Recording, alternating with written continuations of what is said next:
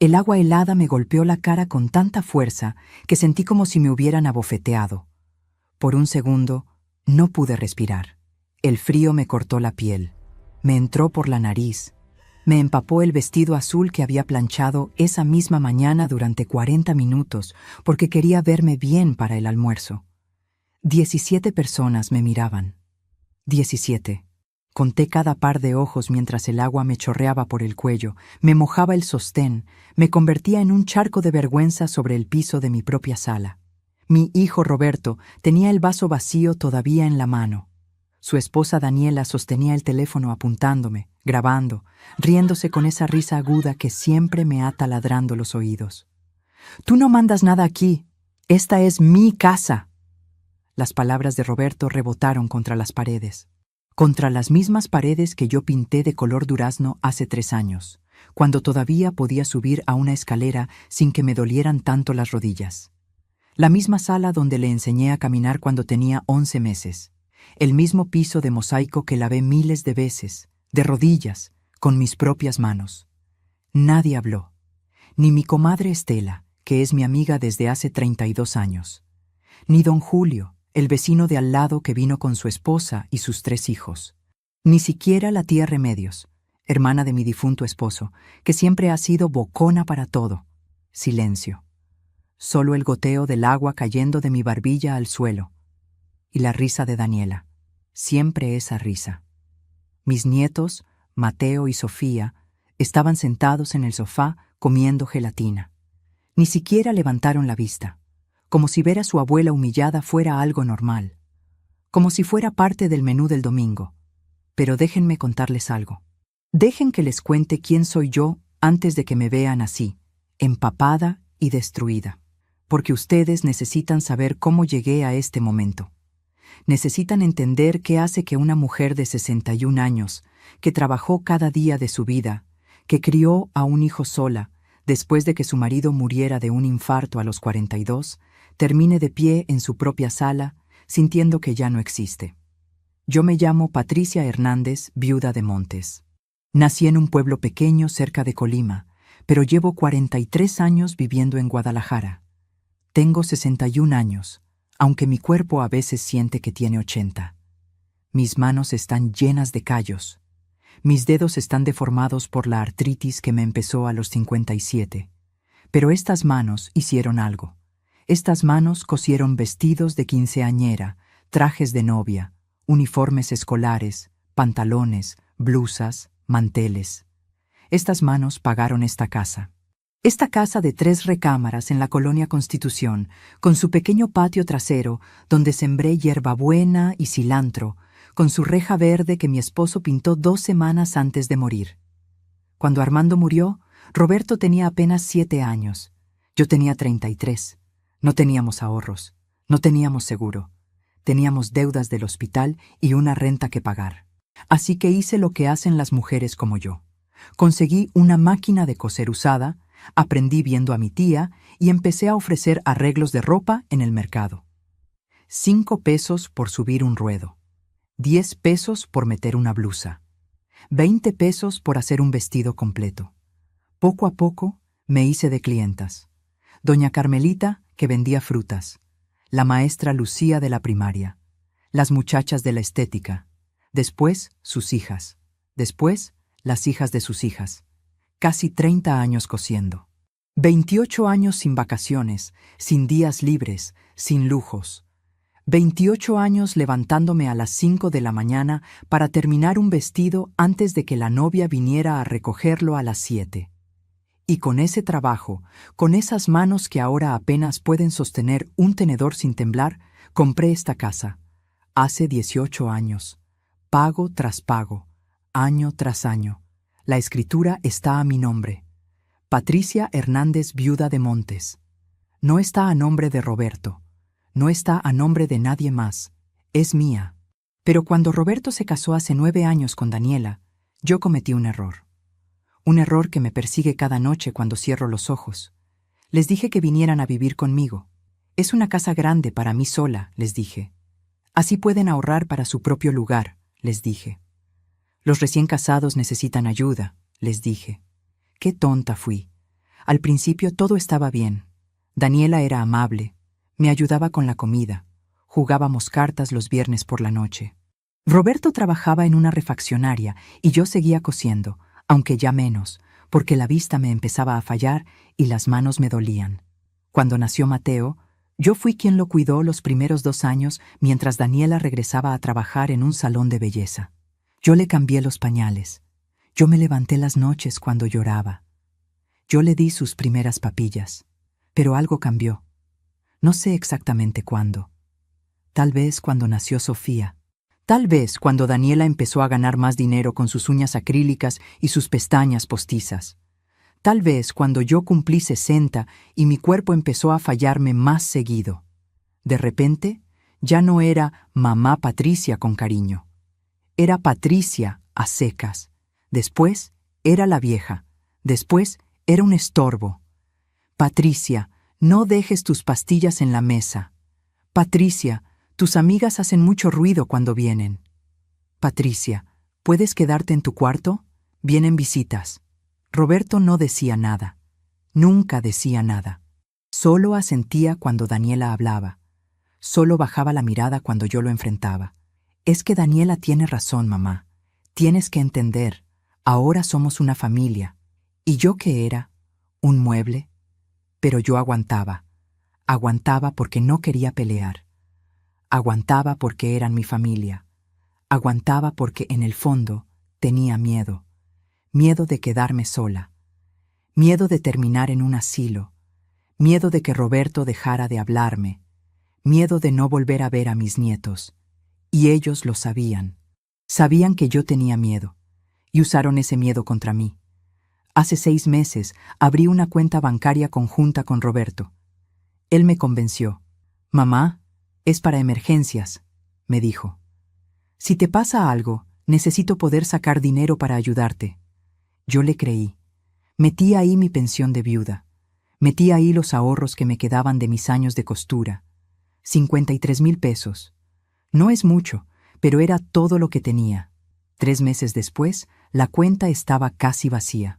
Daniela se había hecho un viaje a Puerto Vallarta con sus amigas. Roberto se había comprado una camioneta usada. Cuando les pregunté, me dijeron, «Es cuenta conjunta, mamá. Yo también tengo derecho». Y ahora volvemos al almuerzo del domingo. El día que me tiraron agua en la cara. Yo había cocinado desde las 6 de la mañana. Pollo en mole, arroz rojo, frijoles refritos, tortillas hechas a mano, aunque las rodillas me mataban de estar parada tanto tiempo. Había invitado a la familia, a los vecinos, a las amigas de siempre. Quería que fuera un día bonito, quería sentirme útil otra vez. Pero durante la comida, Roberto empezó a tomar cerveza tras cerveza. Y cuando toma, se pone grosero. Empezó a contar chistes vulgares. Empezó a gritar. Daniela se reía. Los invitados se ponían incómodos. Yo, en voz baja, le dije, «Hijo, baja el tono, por favor. Hay niños». Y entonces pasó. El vaso de agua, la cara empapada, las palabras, el silencio de todos. Me quedé ahí parada, goteando, sintiendo que me hundía en el piso. Mis manos temblaban. Mi corazón latía tan fuerte que pensé que me iba a dar un infarto como a Armando. Y por primera vez en mi vida, sentí que no había salida. Sentí que así iba a terminar.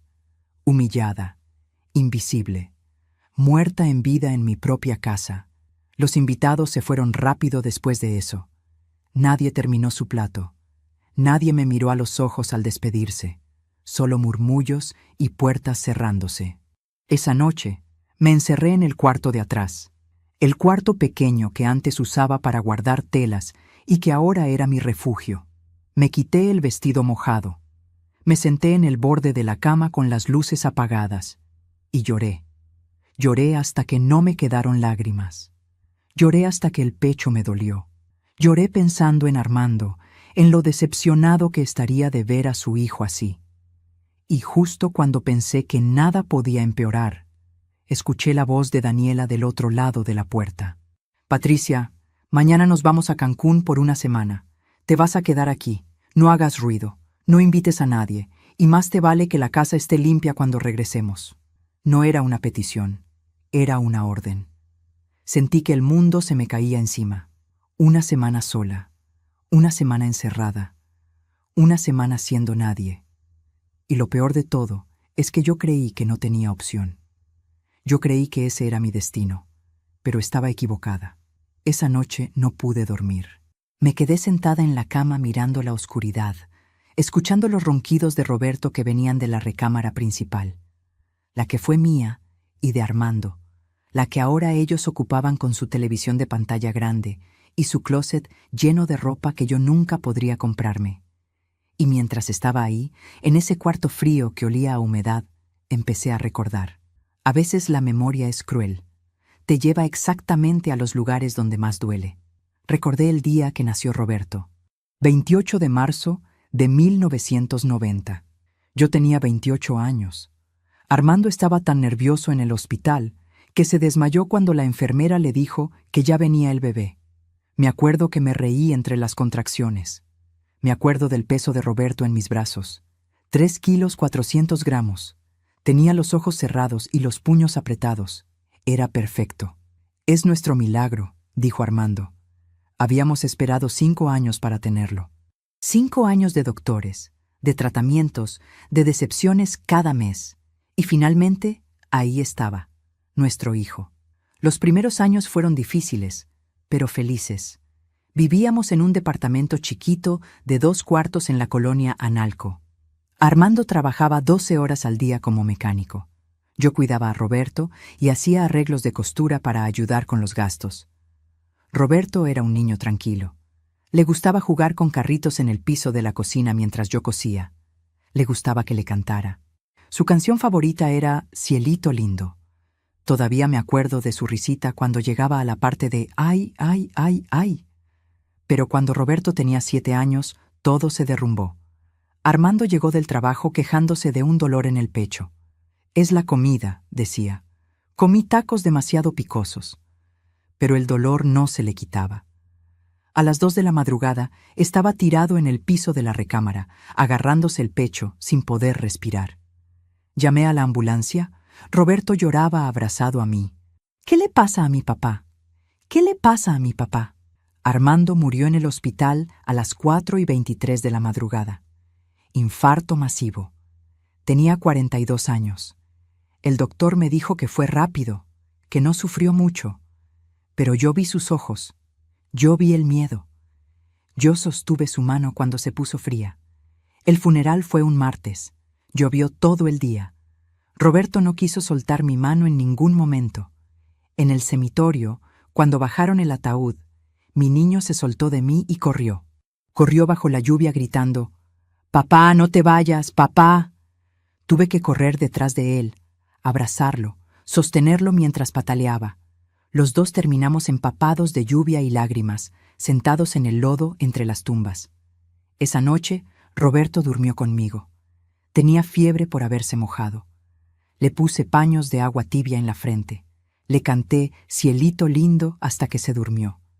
Y yo me quedé despierta mirándolo, prometiéndole en silencio que nunca le iba a faltar nada, que yo iba a ser su mamá y su papá, que íbamos a salir adelante, y cumplí esa promesa. Dios mío, ¿cómo la cumplí? Me convertí en costurera de tiempo completo. Conseguí la máquina de coser Singer usada por 800 pesos. Aprendí viendo tutoriales en la biblioteca, preguntándole a mi tía Consuelo, practicando hasta que los dedos me sangraban. Al principio solo hacía dobladillos y arreglos simples, pero poco a poco fui mejorando. Empecé a hacer vestidos, después trajes de novia. Después me hice fama en el barrio. Trabajaba desde las 5 de la mañana hasta las 11 de la noche. Roberto desayunaba, comía y cenaba conmigo en el pequeño cuarto que usaba de taller. Hacía su tarea en una mesita al lado de mi máquina mientras yo cosía. A veces se quedaba dormido y yo lo cargaba a la cama. Pesaba cada vez más, pero yo lo cargaba igual. Siempre lo cargaba. Le compré su uniforme de la primaria. Le compré sus útiles escolares. Le pagué clases de fútbol porque le gustaba. Cuando tuvo gripe, falté a 3 entregas de vestidos para cuidarlo. Perdí esas clientas, pero no me importó. Mi hijo estaba primero. Ahorraba cada peso. Guardaba el dinero en una caja de galletas escondida debajo de mi cama. 5 pesos aquí, 10 pesos allá. Y después de 11 años ahorrando, juntando, sacrificando, pude dar el enganche de esta casa. Esta casa en la colonia Constitución. 3 recámaras, un baño, cocina, sala y un patio. Roberto tenía 18 años. Lloró cuando le di la llave de su cuarto. «Mamá, eres la mejor del mundo», me dijo. Me abrazó tan fuerte que casi no podía respirar. Ese fue el Roberto que yo crié. El Roberto que me ayudaba a cargar las bolsas del mercado. El Roberto que me compraba flores el Día de las Madres con su primer sueldo de la refaccionaria. El Roberto que me presentó a Daniela diciendo, «Mamá, ella es especial». Daniela apareció en nuestras vidas hace 11 años. Roberto tenía 24. Ella, 21. Trabajaba en un salón de belleza cerca del centro. Era bonita, flaca, alta, con uñas siempre perfectas y cabello planchado. Hablaba mucho, se reía mucho. Al principio me cayó bien. «Señora Patricia, qué bonita casa tiene. Roberto me ha contado todo lo que usted hizo por él. Es usted una santa», me dijo la primera vez que vino a cenar. Yo le hice enchiladas verdes. Se comió 3 platos. «Cocina usted delicioso. Mi mamá nunca me enseñó a cocinar así». Empezó a venir seguido. Los fines de semana. Algunas noches entre semana. Yo la trataba bien. Le enseñé algunas recetas. Le regalé una blusa que había cosido. Ella me regaló un esmalte de uñas rosa que nunca usé porque mis manos estaban demasiado feas para pintarlas.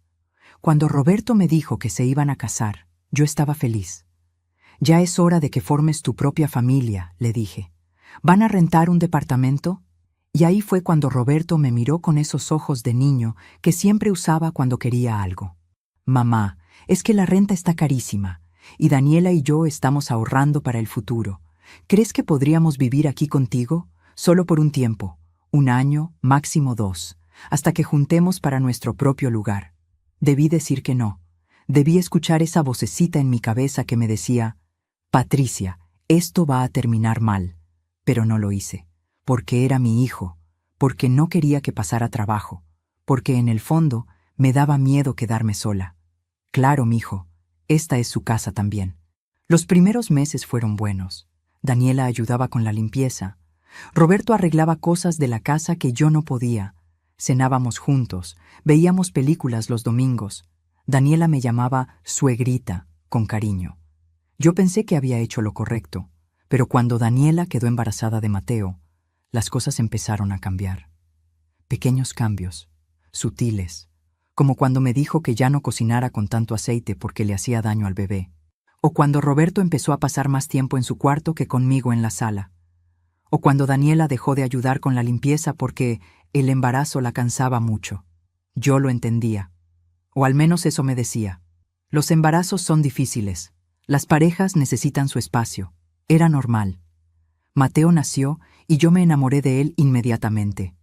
Era igualito a Roberto cuando era bebé. Los mismos ojos, la misma nariz. Yo me ofrecí a cuidarlo cuando Daniela regresara al trabajo. «Así no tienen que pagar guardería», les dije. Ellos aceptaron encantados. Durante 2 años, Mateo fue mi compañía. Lo cuidaba de lunes a sábado. Le daba su biberón. Le cambiaba pañales. Le cantaba. Le enseñé a caminar en este mismo patio donde ahora apenas me dejaban estar. Daniela llegaba a las 7 de la noche, lo recogía y yo casi no lo volvía a ver hasta el día siguiente. «Es que necesita dormir con nosotros», decía ella. Y yo asentía, aunque me doliera no poder arrullarlo en las noches. Después nació Sofía, otra niña hermosa, pero para entonces yo ya estaba más cansada. Tenía 58 años. La artritis en las manos había empezado. Me dolían las rodillas. Cuidar a 2 niños pequeños era agotador, pero lo hacía, porque era mi familia, y fue ahí cuando las cosas se pusieron peores. Daniela empezó a llegar más tarde, 8 de la noche, 9, 10. Se me hizo tarde en el salón, decía, pero llegaba con olor a cerveza, con los ojos rojos. Roberto no decía nada. Solo se metía a su cuarto. Un día, Sofía se enfermó. Fiebre muy alta. Yo la llevé al doctor. Pagué la consulta, pagué las medicinas. Cuando Daniela llegó, le conté. Ella solo dijo, «Ah, gracias», y se llevó a la niña.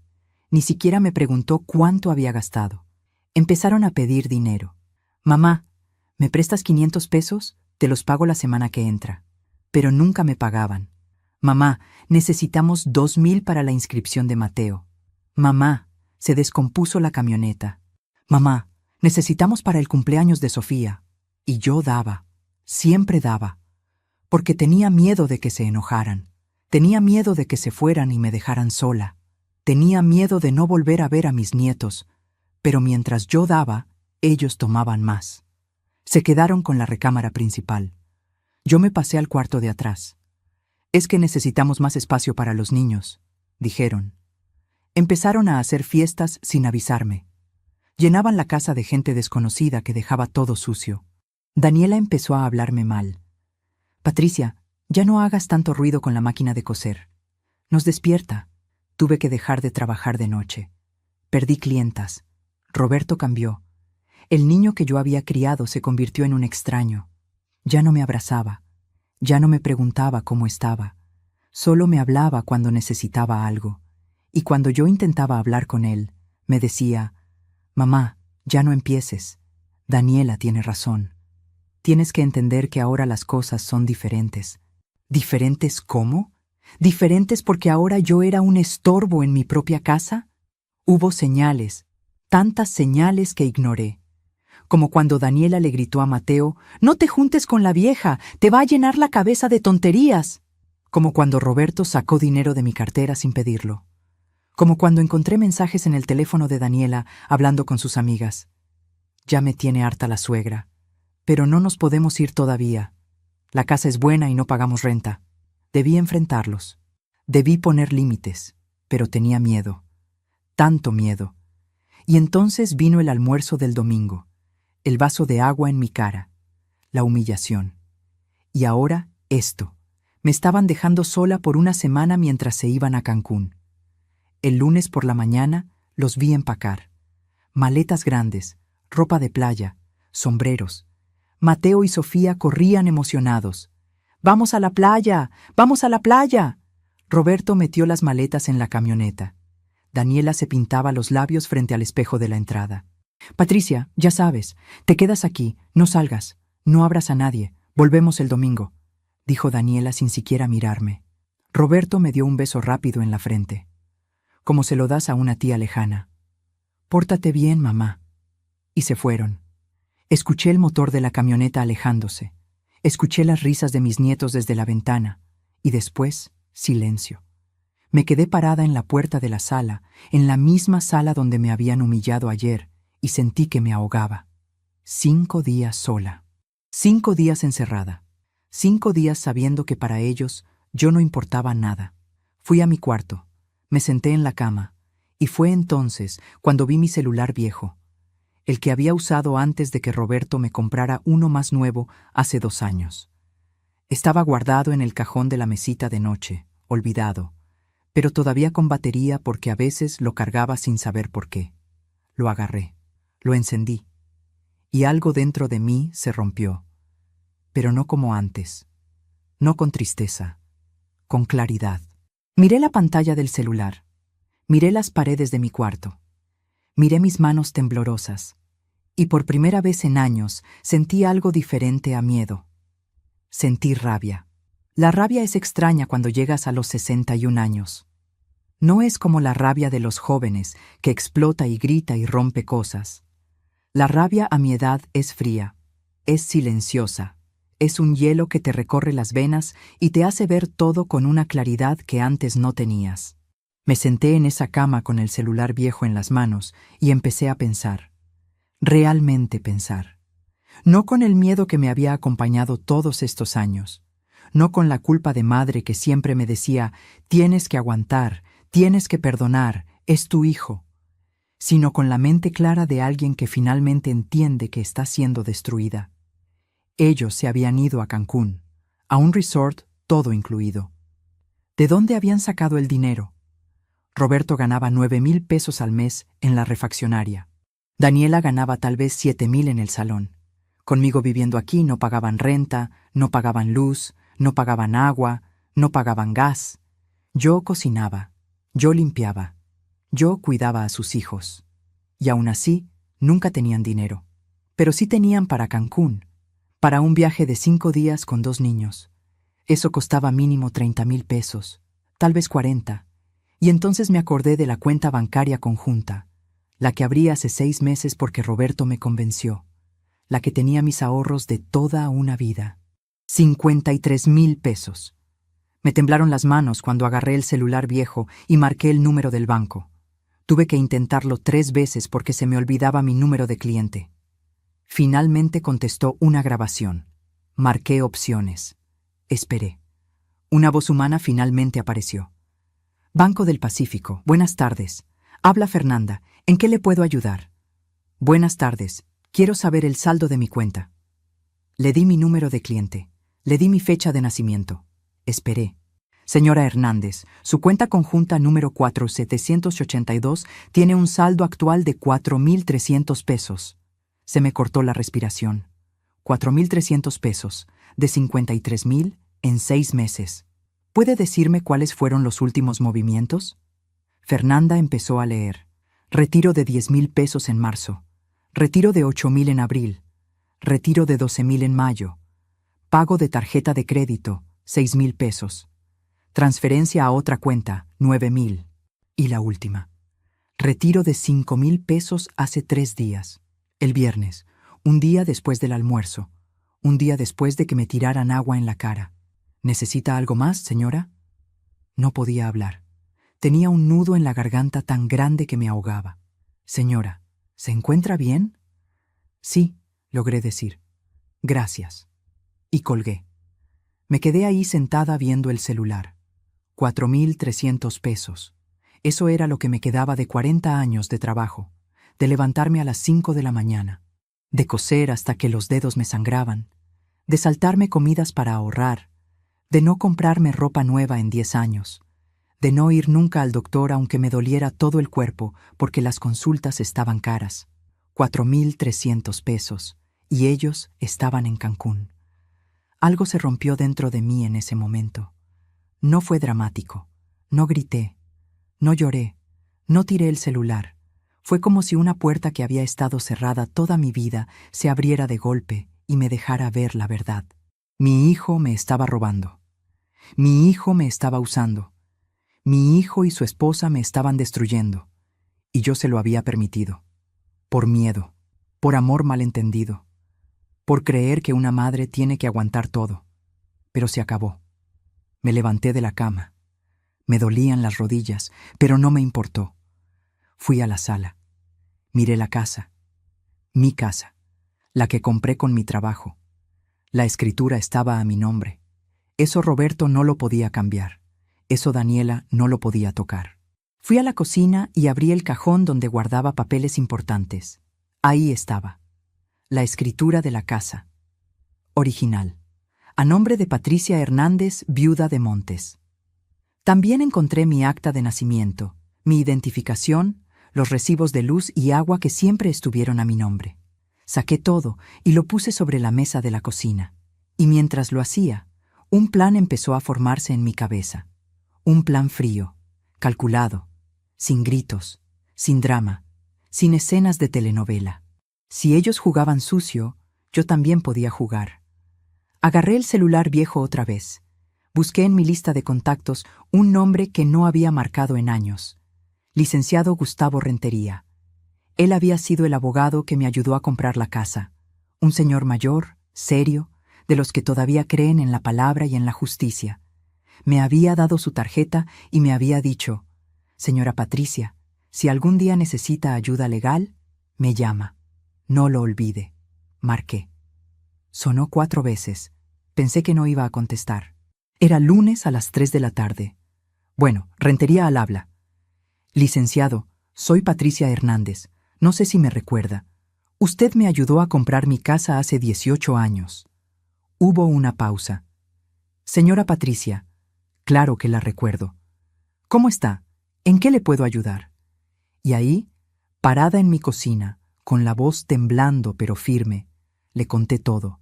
Le conté del almuerzo, del agua en mi cara, de la cuenta bancaria vaciada, de que me habían dejado encerrada mientras se iban de vacaciones, de que llevaban 9 años viviendo en mi casa sin pagar nada, de que me trataban peor que a un perro. El licenciado Rentería me escuchó en silencio. Cuando terminé, suspiró. Señora Patricia, lo que me está contando es abuso económico y maltrato a persona mayor. Esto es muy grave. ¿Usted tiene pruebas? Tengo la escritura de la casa a mi nombre. Tengo los estados de cuenta del banco donde se ven los retiros. Tengo mensajes de texto de mi nuera diciéndome que me quede encerrada. Tengo testigos del domingo, 17 personas que vieron cómo mi hijo me tiró agua en la cara. Perfecto, eso es suficiente. ¿Cuánto tiempo van a estar fuera? Hasta el domingo, 5 días. Bien, escúcheme con atención. Mañana a primera hora quiero que venga a mi despacho. Vamos a hacer varias cosas. Primero, vamos a presentar una denuncia ante el Ministerio Público por abuso económico y maltrato. Segundo, vamos a solicitar una medida de protección judicial que los obligue a mantenerse alejados de usted. Tercero, vamos a bloquear esa cuenta bancaria conjunta para que no puedan sacar más dinero. Y cuarto, como la casa está a su nombre, vamos a iniciar un proceso de desalojo legal. Desalojo. La palabra me golpeó. Desalojar a mi hijo, a mis nietos. Licenciado, yo no sé si...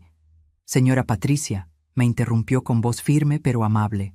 Usted me llamó porque ya no aguanta más. Porque llegó a su límite. ¿Estoy en lo correcto? Sí. Entonces tiene que decidir ahorita mismo si va a hacer algo o si va a seguir dejando que abusen de usted hasta que la maten. Porque eso es lo que va a pasar.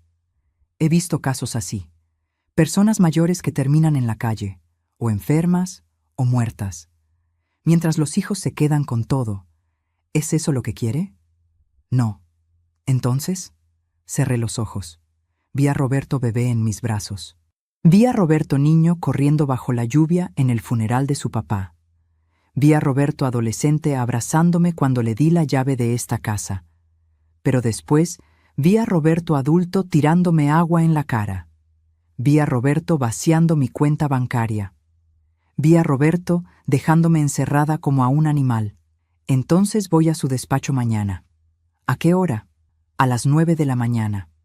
Traiga todos los documentos que tenga, escrituras, estados de cuenta, mensajes, todo. Y señora Patricia, una cosa más. ¿Tiene a dónde ir si las cosas se ponen difíciles? Esta es mi casa, licenciado. Yo no me voy a ningún lado. Me gusta su actitud. Nos vemos mañana. Colgué el teléfono y me quedé parada en medio de la cocina. Mis manos ya no temblaban. Mi corazón latía fuerte, pero no de miedo, de algo diferente, de determinación. Pasé el resto del lunes organizando papeles. Imprimí los estados de cuenta del banco en el ciber de la esquina. Le pagué 5 pesos a un muchacho para que me ayudara, porque yo no sé usar bien las computadoras. Guardé los mensajes de texto de Daniela en el celular. Escribí una lista de los testigos del domingo con sus nombres y teléfonos. Esa noche casi no dormí. No por miedo, sino porque mi cabeza no paraba de pensar, de planear, de imaginar lo que vendría. El martes a las 8 de la mañana ya estaba lista. Me puse mi mejor vestido, el azul marino que había cosido hace 5 años para una boda. Me peiné. Me puse los aretes de perla que Armando me regaló en nuestro 10º aniversario. Me miré en el espejo del baño y casi no me reconocí, porque la mujer que me miraba ya no era la Patricia asustada. Ya no era la Patricia que aguantaba todo. Era otra, una que había decidido pelear. Tomé el camión hasta el centro. El despacho del licenciado Rentería estaba en un 2º piso sobre una farmacia. Subí las escaleras despacio porque las rodillas me dolían, pero subí. Toqué la puerta. «Adelante». El licenciado Rentería era como lo recordaba. Pelo cano, lentes gruesos, traje café, corbata verde. Me recibió con un apretón de manos firme. «Señora Patricia, siéntese, vamos a trabajar». Y trabajamos. Durante 3 horas revisamos cada papel, cada documento, cada mensaje. El licenciado tomaba notas, hacía preguntas, llamó a un colega, llamó al Ministerio Público, llamó al juzgado familiar. A las 12 del día, me miró por encima de sus lentes. Señora Patricia, tenemos un caso sólido, muy sólido. Voy a presentar todo hoy mismo. Para el jueves deberíamos tener la medida de protección. Y para cuando ellos regresen el domingo, ya tendremos la orden de desalojo temporal. ¿Qué significa desalojo temporal?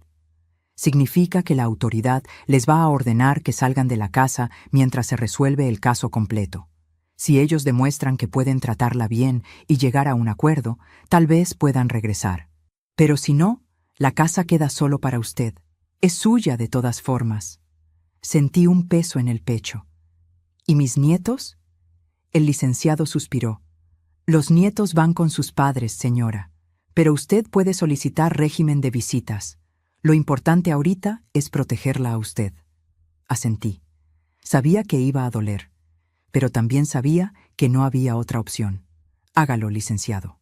Una cosa más. Necesitamos cambiar las cerraduras de su casa antes de que regresen. ¿Tiene con quién? Conozco a un cerrajero del barrio. Don Chema, es de confianza. Perfecto. Que vaya el sábado. Y el domingo, cuando ellos lleguen, usted no abre la puerta. Deja que sea la autoridad quien les notifique. Salí del despacho a la 1 de la tarde. El sol pegaba fuerte. La calle estaba llena de gente. Pero yo me sentía rara, ligera, como si me hubiera quitado un peso de encima que llevaba cargando años. Regresé a casa. Comí un poco de frijoles con tortillas. Y después hice algo que no había hecho en meses. Me senté en el sillón de la sala, el sillón principal, el que Daniela siempre ocupaba.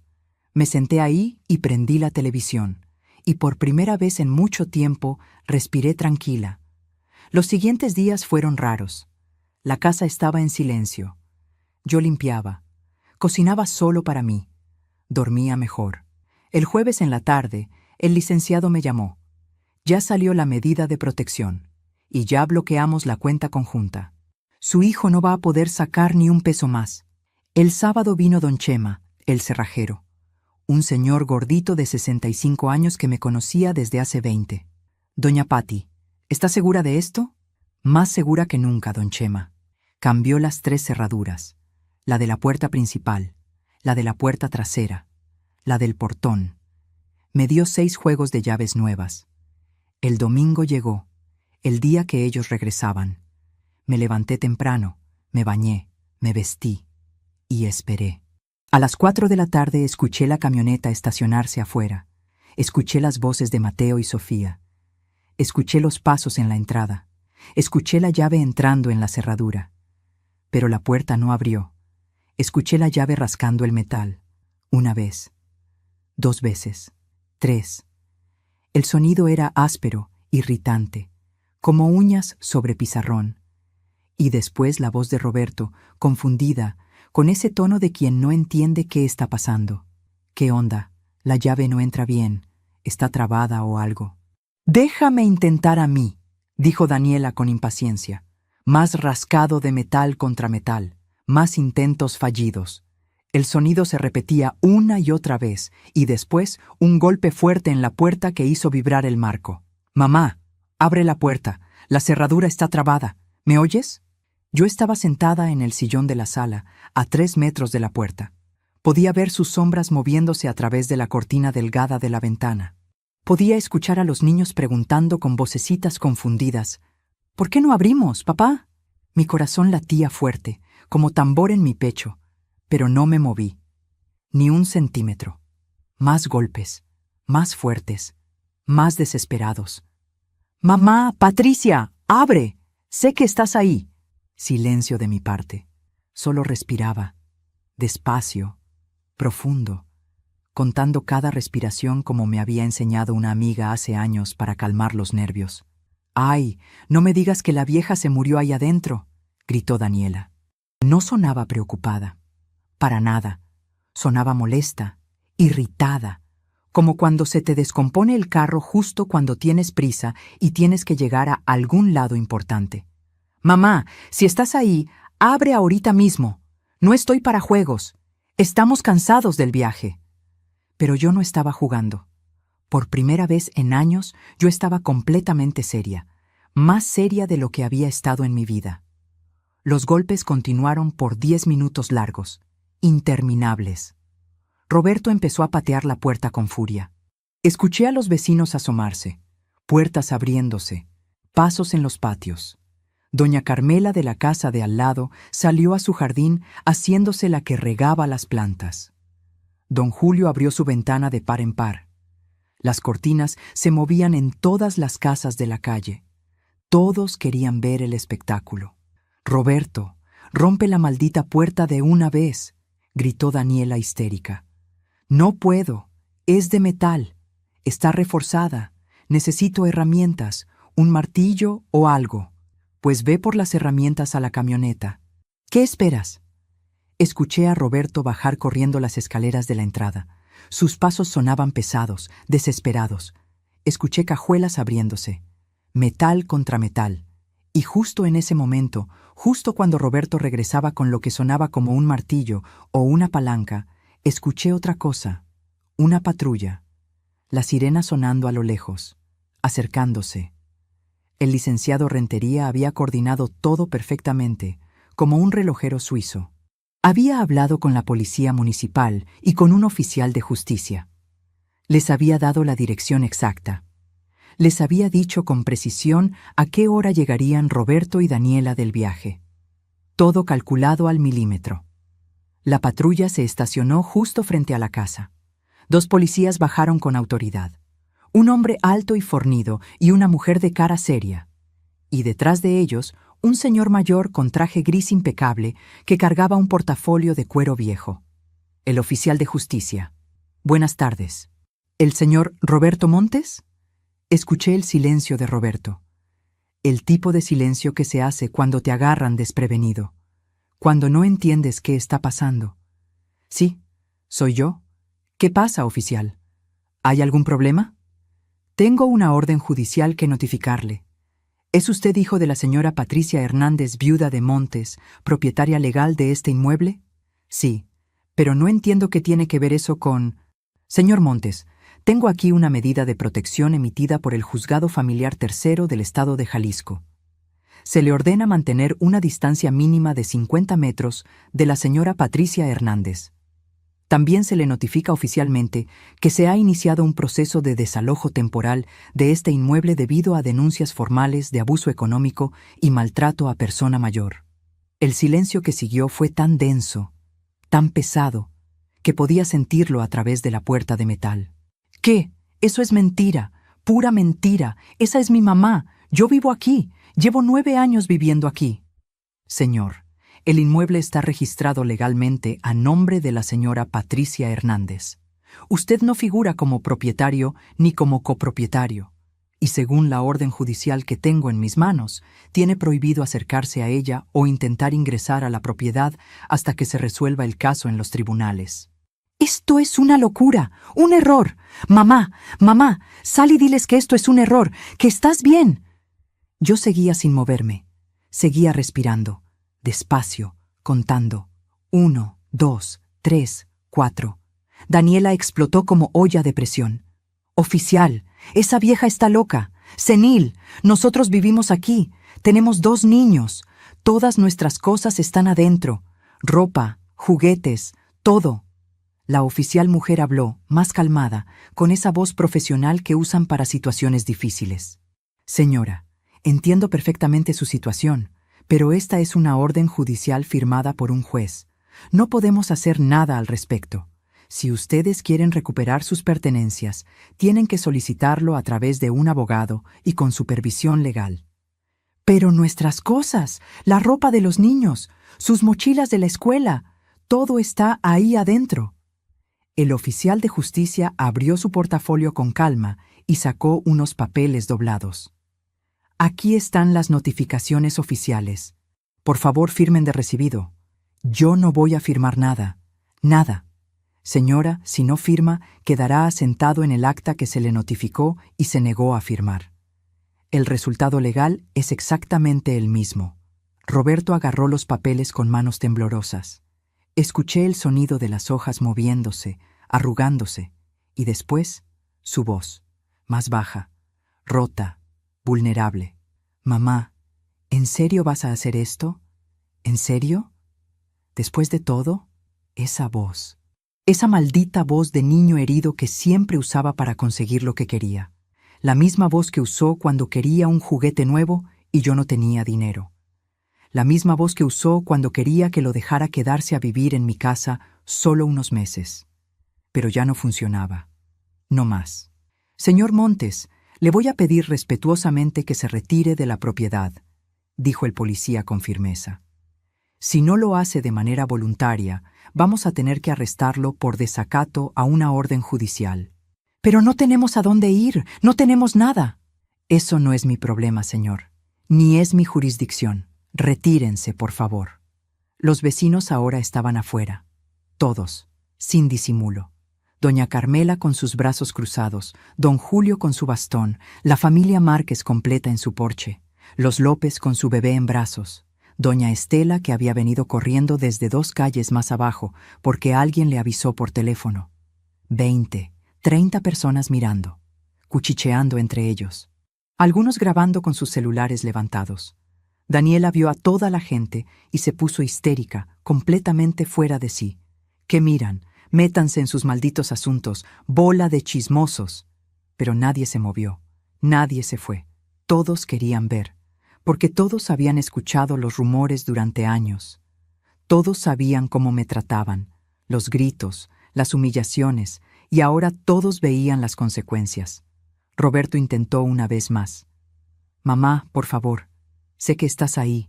Sé que estás escuchando cada palabra. Vamos a hablar, como adultos, como gente civilizada. Abre la puerta. Mi mano se movió hacia la perilla. Casi abro. Porque es mi hijo.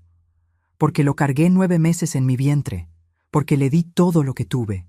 Porque es mi sangre. Pero entonces recordé el agua en mi cara. Recordé mi cuenta bancaria vacía. Recordé las palabras, tú no mandas nada aquí, vieja. Y mi mano se detuvo en el aire. Se congeló. Señor Montes, última advertencia. No habrá otra. Escuché pasos arrastrándose. Escuché a Sofía llorando con esa voz de niña asustada. ¿Por qué no entramos a la casa, papi? Quiero mi muñeca. Tengo sueño. Ahorita no podemos, mi amor. Ahorita no podemos. Pero pronto, te lo prometo. Escuché las puertas de la camioneta abriéndose con ese sonido metálico. Escuché el motor arrancando con un rugido. Y escuché la camioneta alejándose lentamente, como una derrota. Los policías y el oficial de justicia se quedaron unos minutos más, hablando con algunos vecinos, respondiendo preguntas, tomando notas. Y después tocaron a mi puerta. 3 toques suaves, respetuosos. Señora Patricia, somos los oficiales. Ya se retiraron del lugar. Puede abrir con toda confianza. Abrí la puerta despacio. La oficial mujer me sonrió con calidez. ¿Está usted bien, señora? ¿Necesita algo? Sí, oficial. Estoy bien. Gracias por venir. Aquí tiene copia de las notificaciones. Guárdelas bien. Si ellos intentan regresar o contactarla de cualquier forma, nos llama inmediatamente a este número. ¿De acuerdo? De acuerdo. Se fueron en la patrulla. Y yo me quedé en la puerta viendo la calle, viendo a los vecinos que todavía estaban ahí, agrupados, murmurando. Doña Carmela se acercó con pasos lentos. Doña Patti, ¿es cierto lo que dijeron los policías? ¿Roberto la estaba maltratando? ¿De verdad? Y ahí, frente a todos, bajo el sol de la tarde, dije la verdad. Sí, Carmela. Sí me maltrataba. Mucho. El murmullo se extendió como ola. Las cabezas asintieron. Algunos me miraron con lástima, otros con admiración. Doña Estela se acercó y me abrazó fuerte. Ya era hora de que pusiera un alto, comadre. Ya era más que hora. Esa noche no dormí bien. No porque tuviera miedo, sino porque mi teléfono nuevo, el que Roberto me había dado hace meses, no paraba de sonar. Llamada tras llamada. Mensaje tras mensaje. La pantalla se iluminaba cada 5 minutos. Mamá, contesta. Mamá, por favor, no seas así. Los niños están llorando por ti. No tenemos dónde quedarnos. Esto es tu culpa. Todo. Y después, cuando vio que yo no contestaba ninguno, los mensajes cambiaron de tono completamente. Eres una malagradecida. Después de todo lo que hice por ti, te vas a morir sola, completamente sola. Nunca vas a volver a ver a tus nietos. Ojalá te dé un infarto como a mi papá. Ojalá. Cada mensaje era una puñalada en el corazón.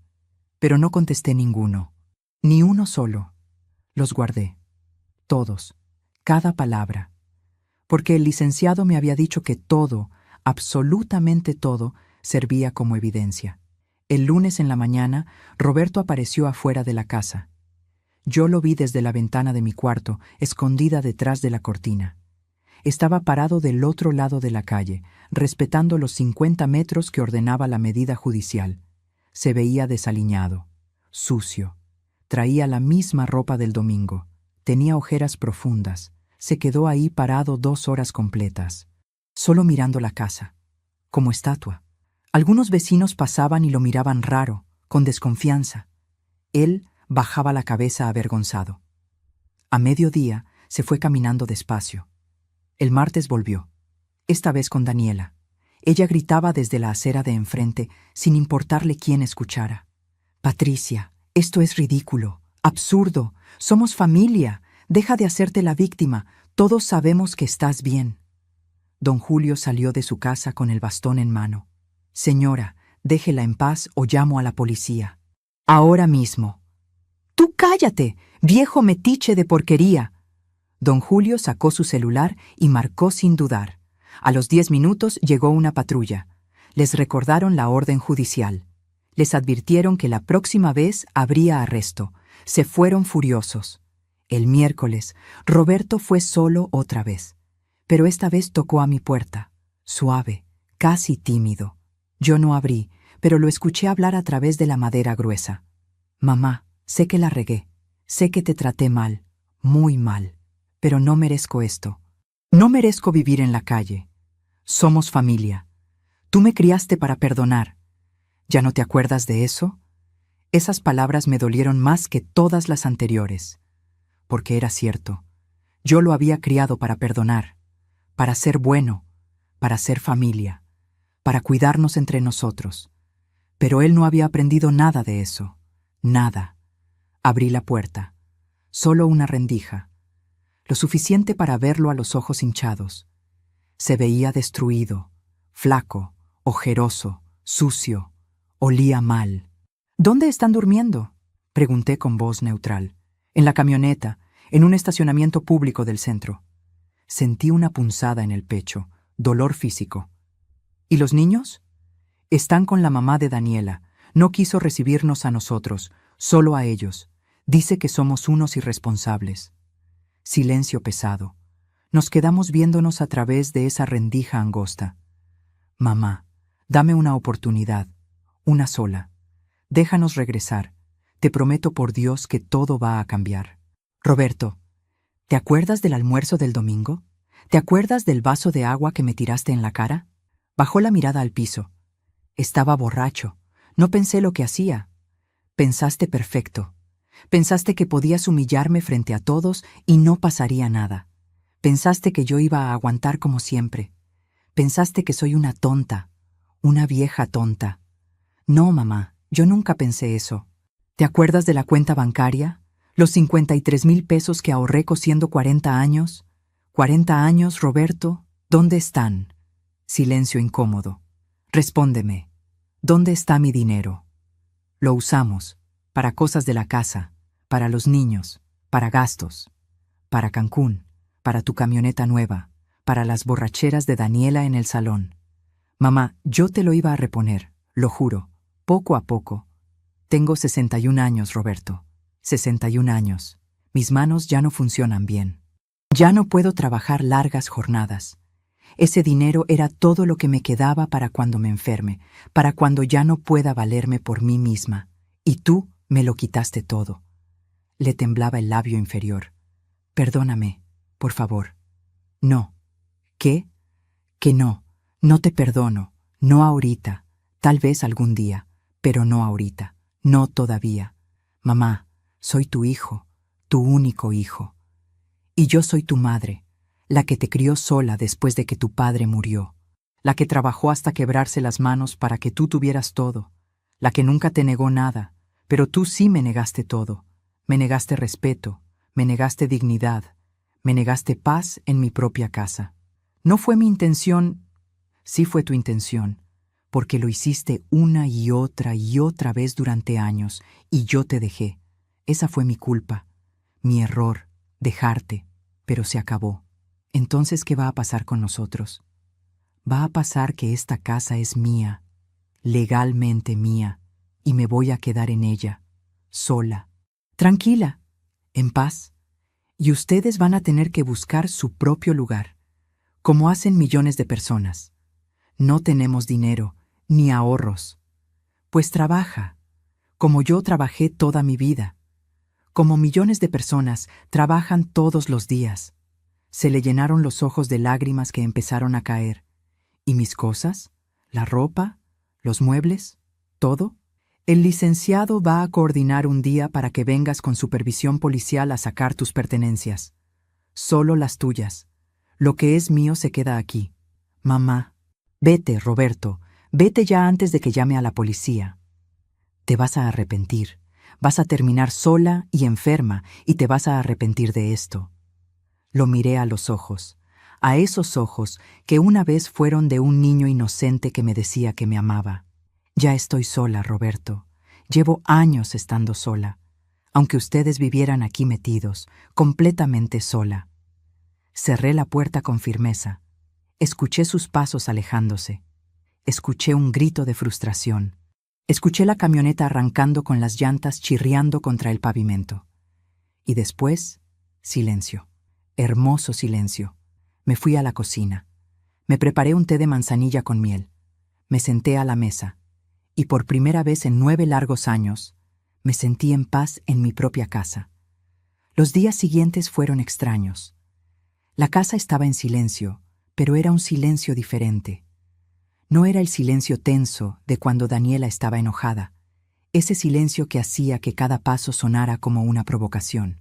No era el silencio pesado de cuando Roberto llegaba borracho, arrastrando los pies y maldiciendo entre dientes. Era un silencio limpio, un silencio que por primera vez en 9 años me pertenecía. Era mío. Me levantaba cuando quería, sin despertador, sin que nadie golpeara mi puerta exigiendo el desayuno. Desayunaba en la mesa de la cocina sin que nadie me apurara, saboreando cada sorbo de café sin tener que compartir la leche que yo misma había comprado. Veía mi programa de cocina en la televisión de la sala sin que nadie cambiara el canal para poner sus caricaturas o sus partidos de fútbol. Dejaba mis pastillas sobre la mesa sin que nadie me regañara diciéndome que parecía farmacia ambulante. Pequeñas cosas, cosas tan simples que cualquiera las daría por sentadas. Cosas que antes me quitaron sin que yo me diera cuenta, de a poco, día tras día, hasta que olvidé que alguna vez fueron mías, y que ahora recuperaba una por una, con asombro, con miedo, con una alegría tímida que todavía no terminaba de creer. El jueves de esa semana, el licenciado Rentería me llamó. Escuchar su voz al otro lado del teléfono me hizo sentir que no estaba sola en esto. Señora Patricia, tenemos audiencia el próximo martes. El juez va a escuchar ambas partes. Roberto contrató un abogado de oficio. Van a argumentar que usted está siendo manipulada y que ellos tienen derecho a vivir ahí porque llevan 9 años en la casa. Sentí que el estómago se me revolvía. ¿Pueden ganar? No. La casa está a su nombre. Escrituras limpias. Las pruebas del maltrato son claras y contundentes. Los testigos están dispuestos a declarar bajo juramento, y los estados de cuenta del banco hablan por sí solos. Pero prepárese emocionalmente porque van a intentar hacerla sentir culpable. Van a usar a los niños. Van a decir que es usted una mala abuela, una abuela cruel y sin corazón. Tragué saliva. Ya me lo han dicho. ¿Y cómo se siente con eso? Me quedé callada un momento. Miré por la ventana de la cocina. Un gorrión se bañaba en el charco del patio. Algo tan simple, tan libre. Me duele mucho, pero sé que estoy haciendo lo correcto. Perfecto. Esa claridad es lo que necesita. Nos vemos el martes a las 10 de la mañana en el juzgado. No llegue tarde. El viernes pasó algo que no esperaba, algo que me hizo llorar, pero de las lágrimas buenas. Doña Estela vino a visitarme con otras 3 amigas del barrio. Traían un pastel de 3 leches y una garrafa de café recién hecho. Comadre, venimos a acompañarla, para que no se sienta sola en esto. Nos sentamos en la sala, la misma sala donde me humillaron, la misma sala donde Roberto me tiró el agua, pero ahora estaba llena de risas y de conversación, de voces de mujeres que sabían lo que era sobrevivir. Doña Estela me contó chismes del mercado sobre la verdulera que estaba coqueteando con el carnicero. Lupita habló de sus nietos con ese orgullo de abuela que conocía tan bien. Carmen se quejó de su diabetes y de cómo su doctor le había prohibido los refrescos. Y yo, por primera vez en años, me sentí parte de algo otra vez, parte de una comunidad, parte del mundo. Doña Pati, todas sabíamos que ese muchacho la trataba mal, dijo Lupita mirándome con ojos tristes. Pero usted nunca decía nada. Nosotras no queríamos meternos. Pensábamos que si no se quejaba era porque estaba bien, o porque así lo había elegido. Bajé la mirada. No estaba bien, pero tenía vergüenza y miedo. Miedo de que me dijeran que era mi culpa, que yo lo había malcriado. Ya no tiene por qué tener miedo, dijo Carmen agarrándome la mano con fuerza. Aquí estamos nosotras. Somos viejas, sí, pero ruidosas. Si ese muchacho se atreve a molestarla, nos va a oír. Todas nos reímos. Y fue la primera risa genuina que había tenido en meses. Una risa sin miedo, sin culpa. El sábado, el licenciado coordinó con la policía para que Roberto pudiera entrar a la casa a sacar sus pertenencias. Lo que la ley llamaba retiro de bienes personales. Vinieron 2 patrullas, el oficial de justicia con su portafolios y su cara seria, el licenciado, y Roberto con Daniela. Yo me quedé en mi cuarto. No quería verlos. No todavía. Todavía no tenía esa fuerza. Escuchaba sus pasos por la casa. Escuchaba cajones abriéndose de golpe.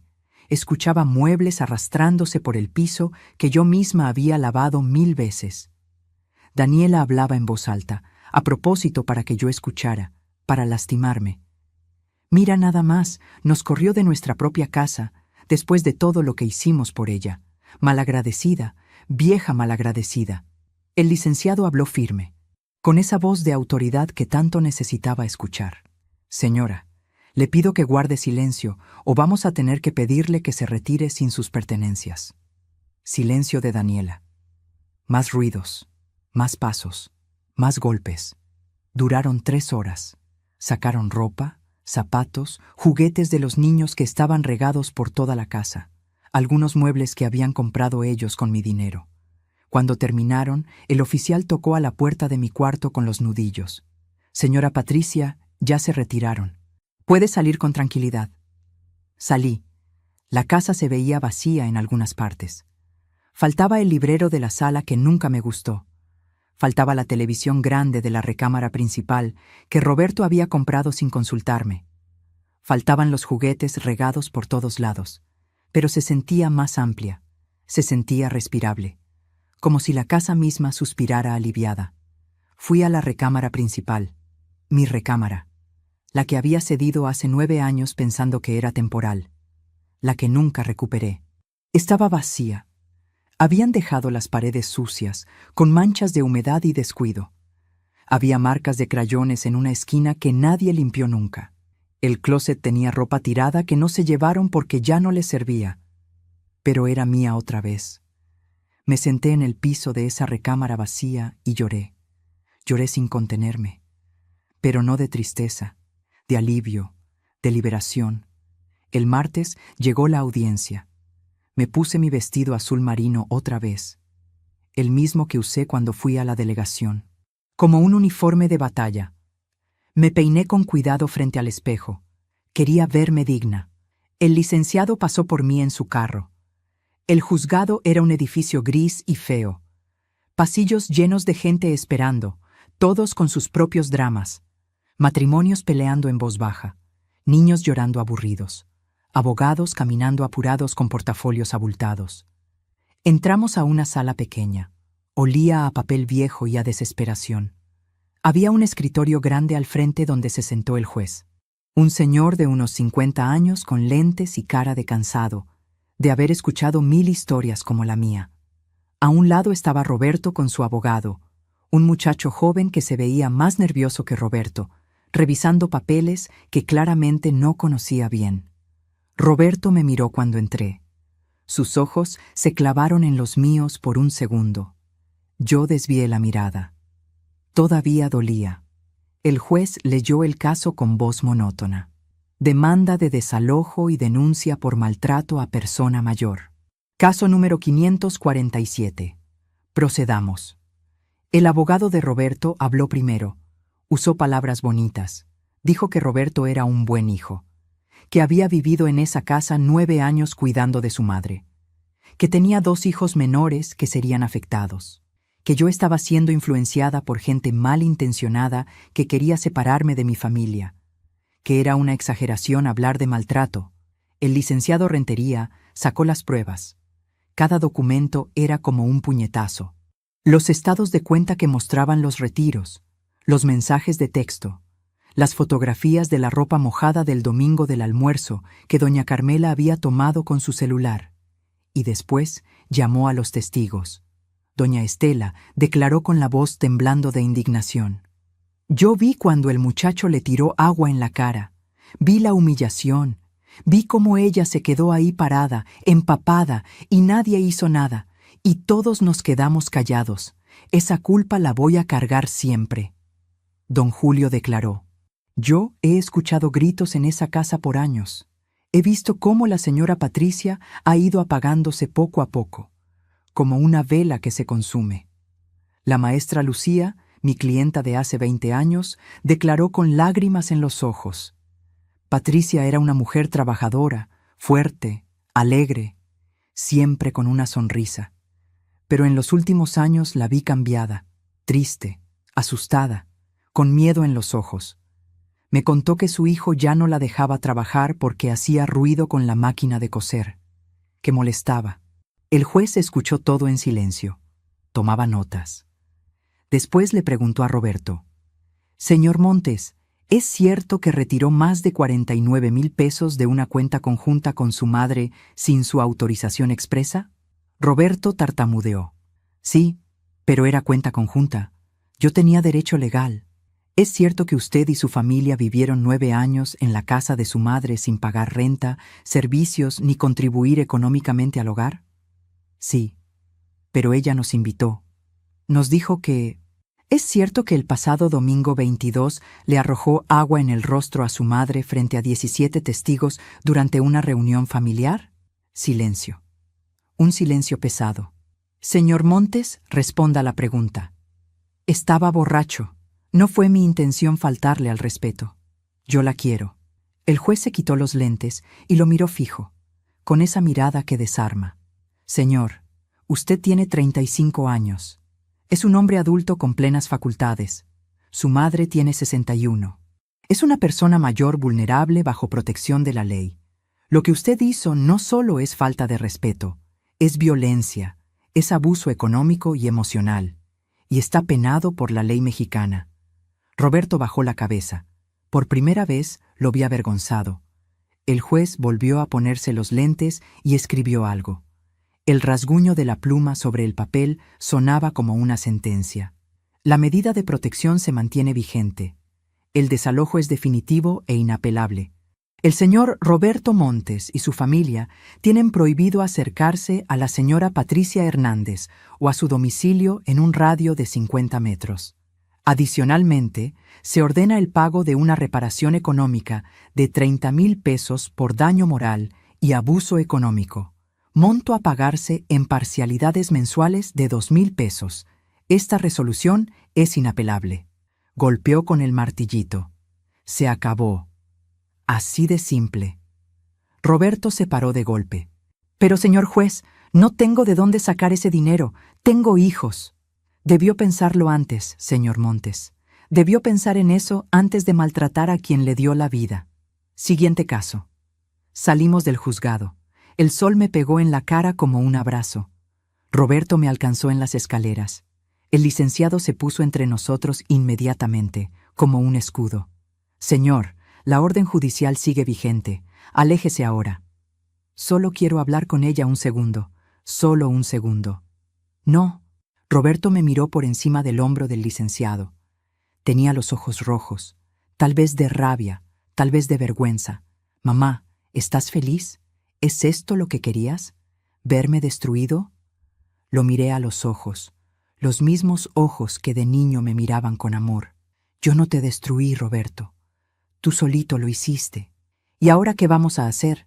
No tenemos casa, no tengo dinero, los niños están con su otra abuela. Están bien, mejor de lo que estaban viéndote maltratar a la tuya. No digas eso. Es verdad, Mateo y Sofía estaban aprendiendo que está bien humillar a los viejos, que está bien robar, que está bien faltar al respeto. ¿Eso es lo que querías enseñarles? Se le quebró la voz. No. Pues entonces aprende. Aprende a trabajar. Aprende a valorar lo que tienes. Y tal vez algún día podamos hablar. Pero no ahorita. Ahorita no. Me di la vuelta y me fui con el licenciado. Caminé sin voltear atrás.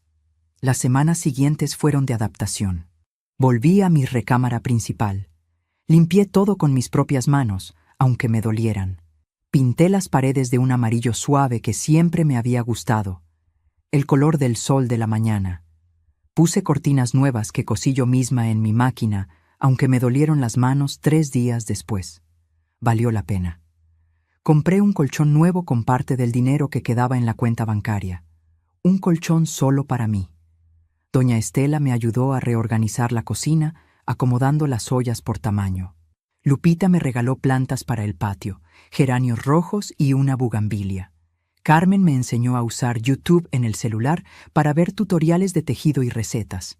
Poco a poco, la casa se fue llenando de nuevo, pero ahora se llenaba de cosas mías, de mi paz, de mi aire, de mi vida.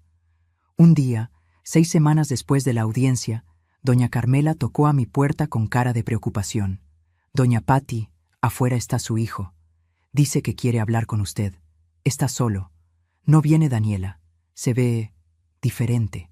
Salí a la entrada. Roberto estaba del otro lado de la calle, respetando los 50 metros que ordenó el juez. Pero doña Carmela tenía razón. Se veía diferente.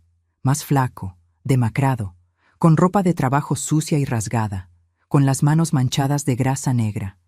Me crucé la calle. Me paré a 2 metros de él. Suficiente distancia para sentirme segura. ¿Qué quieres? Vengo a traer el primer pago. Sacó un sobre amarillo arrugado del bolsillo. Son 2,000 pesos, como ordenó el juez. Lo agarré. Conté el dinero. Eran puros billetes de 50 y 100. Arrugados, viejos, gastados. ¿Dónde estás trabajando? En un taller mecánico, 12 horas al día, lunes a sábado, a veces domingo. ¿Y Daniela? Sigue en el salón de belleza. Rentamos un cuarto en la colonia Artesanos. Chico, sin ventanas, los niños duermen con nosotros en la misma cama. No dije nada, solo escuché. Mamá, yo vengo también a pedirte perdón. Lo miré a los ojos. Los mismos ojos de cuando era niño y me pedía que lo cargara. No estoy lista para perdonarte, Roberto. Todavía no. Lo sé, pero igual quería decírtelo. Tienes razón en todo. Te traté horrible, te robé tu dinero, te humillé, y no hay excusa, no hay justificación posible. Asentí. No, no la hay. Los niños preguntan por ti, todo el tiempo. Se me apretó el pecho como una mano estrujando. ¿Cómo están? Confundidos. No entienden por qué no pueden venir a verte. Mateo dice que te extraña, que extraña tus tortillas hechas a mano. Se me llenaron los ojos de lágrimas, pero no las dejé caer. No todavía. Algún día, cuando tú cambies de verdad, no solo de palabra, podemos hablar de que vean a su abuela. Pero no ahorita. Ahorita no. Entiendo. Nos quedamos ahí parados, 2 metros de distancia que se sentían como kilómetros, como un abismo. ¿Estás bien, mamá? ¿Necesitas algo? ¿Dinero para algo? Estoy bien, mejor de lo que he estado en años, asintió despacio. Me alegro, de verdad me alegro. Se dio la vuelta para irse, pero se detuvo a medio camino. Mamá, hay algo más que tienes que saber. Daniela y yo nos vamos a separar. Me sorprendió. ¿Por qué? Porque ella no cambió. Sigue echándote la culpa de todo. Sigue hablando mal de ti frente a los niños. Y yo finalmente entendí que no puedo estar con alguien que me hizo ser cruel con mi propia madre, con la mujer que me dio la vida. No supe qué decir. Solo asentí. Bueno, te veo el mes que entra con el siguiente pago. Se fue caminando, despacio, con los hombros caídos, y yo me quedé ahí con el sobre de dinero en la mano, sintiendo el peso de todo. Esa noche conté los billetes otra vez, 2,000 pesos exactos. Los guardé en una caja nueva que había comprado, una caja metálica con llave, solo mía. Y después hice algo que no había hecho en meses. Saqué mi máquina de coser del rincón donde la habían arrinconado. La limpié con cuidado. Le puse aceite en cada engrane. Busqué telas viejas que tenía guardadas en cajas y empecé a coser. Mis manos dolían. Los dedos se me torcían por la artritis. Pero seguí, porque coser no era solo mi trabajo. Era mi terapia, era mi forma de crear, era mi forma de existir, de ser yo misma. Terminé una blusa sencilla a las 11 de la noche. No era perfecta. Tenía algunas puntadas chuecas, un botón más alto que otro, pero era mía. Me la probé frente al espejo del baño. Me quedaba bien. Azul cielo, con botones blancos de nácar. Y por primera vez en años, me sonreí a mí misma en el espejo. Una sonrisa verdadera. Han pasado 8 meses desde la audiencia. 8 meses desde que recuperé mi casa, mi vida, mi dignidad. Estoy sentada en el patio trasero un sábado por la tarde. Tengo una taza de café con canela en una mano y un pedazo de pan dulce en la otra. El cilantro que sembré hace 2 meses ya está creciendo. La hierbabuena huele tan rico que todo el patio tiene ese aroma fresco. Hay un colibrí que viene todas las mañanas a las flores rojas que planté junto a la barda. Nunca pensé que el silencio pudiera sonar tan bonito. La casa está ordenada, limpia, mía. Volví a poner cortinas en la sala, unas que cosí con tela de girasoles. Coloqué mis fotografías en las paredes, la de mi boda con Armando, la de Roberto bebé, la de cuando me gané el 2º lugar en el concurso de costura del mercado hace 15 años. Todas ahí, recordándome quién soy, quién siempre he sido. He vuelto a coser. No mucho, porque las manos ya no me dan para trabajar 8 horas como antes. Pero hago arreglos sencillos para las vecinas, un dobladillo aquí, una blusa allá. Hace 3 semanas, la sobrina de doña Estela me encargó el vestido de su graduación. Me tardé 2 semanas en terminarlo, pero quedó hermoso. Color vino con encaje en las mangas. La muchacha lloró cuando se lo probó. Me pagó 800 pesos y me abrazó tan fuerte que me sacó el aire. Señora Patricia, usted tiene manos de ángel, me dijo. Manos de ángel.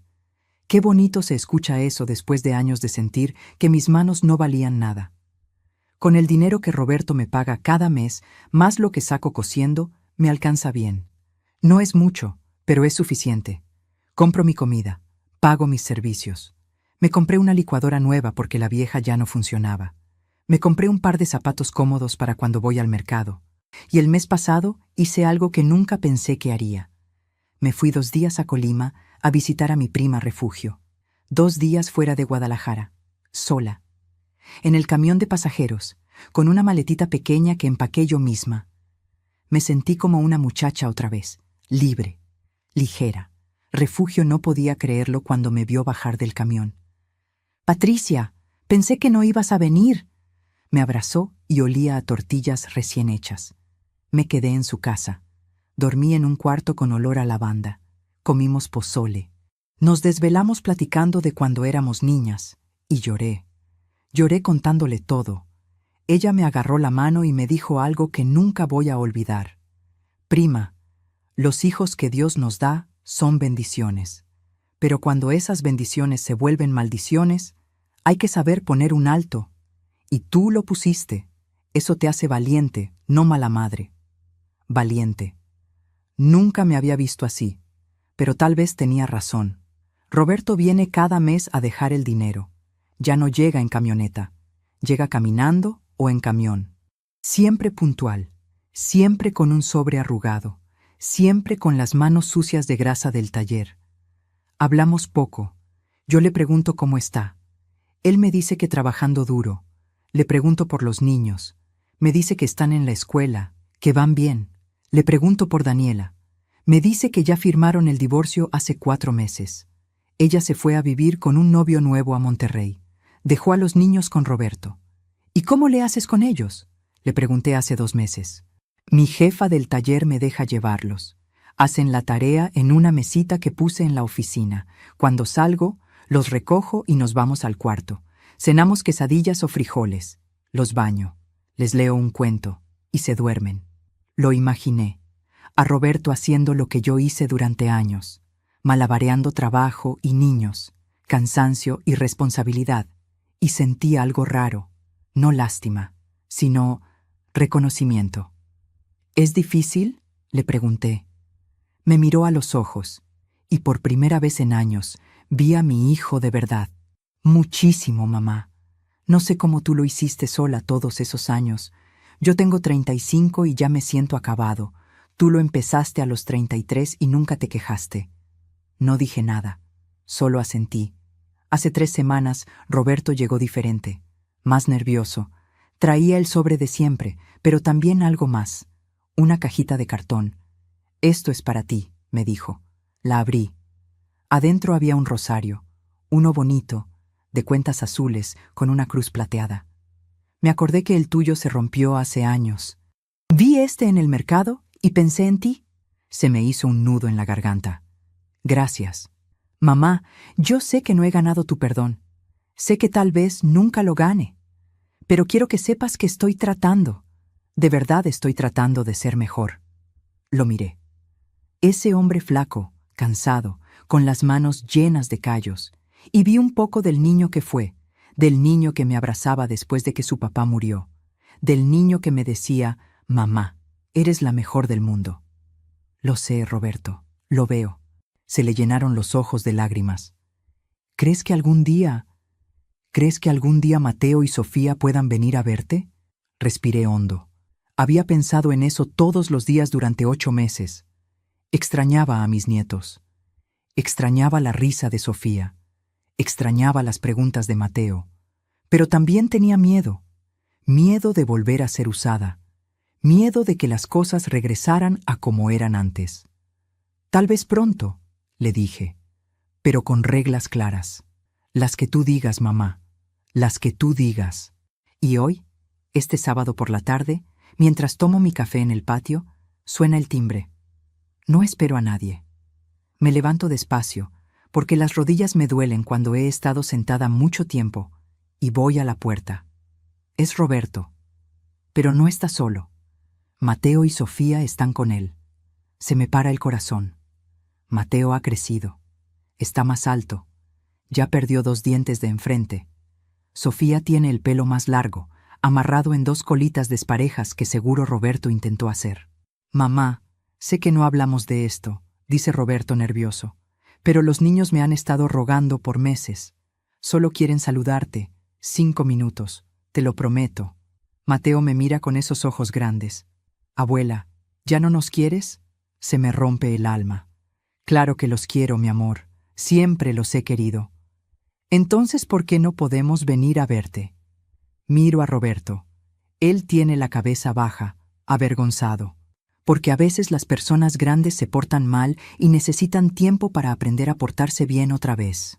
¿Mi papá se portó mal contigo?, pregunta Mateo. Sí. ¿Y ya aprendió? Miro a Roberto. Él me mira de vuelta, esperando. Está aprendiendo, digo finalmente. Poco a poco. Sofía se suelta de la mano de Roberto y corre hacia mí. Me abraza las piernas. Te extraño, abuela. Extraño tus tortillas. Extraño cuando me cantabas. Me agacho como puedo y la abrazo. Huele a jabón de bebé y a galletas. Me abraza el cuello tan fuerte que casi me ahoga. Mateo también se acerca, más tímido, pero me abraza también. Y ahí, en la entrada de mi casa, con mis 2 nietos abrazados a mí, me pongo a llorar. Pero no de tristeza, de algo que no sé explicar. Algo entre dolor y felicidad. Roberto se queda a un lado, viéndonos. También está llorando. Pasen, les digo finalmente. Pero solo un ratito. Entramos. Mateo y Sofía corren a la sala y se quedan parados viendo todo. Se ve diferente, dice Mateo, porque ahora es la casa de su abuela, dice Roberto. Y cuando estás en casa de alguien más, te portas con respeto. ¿Entendido? Sí, papá. Les doy galletas Marías con leche. Se sientan en el sillón juntos, comiendo despacio, mirando todo con curiosidad. Les pregunto de la escuela. Mateo me cuenta que ya sabe leer mejor. Sofía me dice que aprendió a brincar la cuerda. Nos quedamos 1 hora. No 5 minutos, 1 hora completa. Roberto no dice mucho, solo nos mira. Y cuando finalmente se tienen que ir, Mateo me pregunta, «Abuela, ¿podemos regresar?» Miro a Roberto. Él espera mi respuesta sin presionar. «Sí», digo. «Pueden regresar, pero con las reglas de la abuela. ¿De acuerdo?» «De acuerdo». Los despido en la puerta. Les doy un beso a cada uno. Roberto me da las gracias con la voz quebrada. Cuando se van, cierro la puerta y me recargo contra ella. Y sonrío. Porque esto que acabo de vivir, solo fue posible porque puse límites. Porque dije basta. Porque recuperé mi dignidad. Y ahora quiero decirte algo a ti. Sí, a ti que estás escuchando esto. Tal vez eres una mujer mayor como yo. Tal vez eres un hombre que está pasando por algo parecido. Tal vez tus hijos te tratan mal. Tal vez te usan. Tal vez te hacen sentir que eres un estorbo. Tal vez crees que tienes que aguantar porque son tu familia, porque es tu obligación, porque ya estás viejo y no tienes opciones. Pero sí las tienes. Nunca es tarde para poner límites. Nunca es tarde para decir basta. Nunca es tarde para recuperar tu dignidad. Yo sé que da miedo. Yo sé que duele. Yo sé que te vas a sentir culpable, porque nos enseñaron que las madres aguantan todo, que los padres perdonan todo, que la familia es sagrada. Y sí, la familia es importante, pero tú también eres importante. Tu paz también es importante. Tu salud también es importante. Tu vida también es importante. No dejes que nadie, ni siquiera tus hijos, te quite tu dignidad. No dejes que te roben. No dejes que te humillen. No dejes que te hagan sentir invisible en tu propia casa. Y si ya estás viviendo eso, busca ayuda. Habla con alguien, un abogado, un vecino, un amigo, la policía, quien sea. Pero no te quedes callado, porque tu vida todavía vale, aunque tengas 60, 70, 80 años, aunque tus manos tiemblen, aunque tus rodillas duelan, aunque te sientas cansado. Tu vida todavía vale. Yo recuperé la mía a los 61 años, y si yo pude, tú también puedes.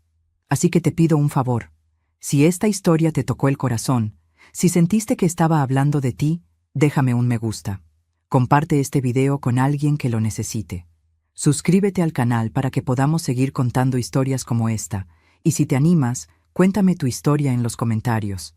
A veces escribirlo ayuda. Y tal vez tu historia le dé fuerza a alguien más. Porque no estás solo. Somos muchos los que hemos pasado por esto. Y juntos somos más fuertes. Me llamo Patricia Hernández Viuda de Montes. Tengo 61 años. Y esta es mi historia de cómo recuperé mi vida. Y tú también puedes recuperar la tuya.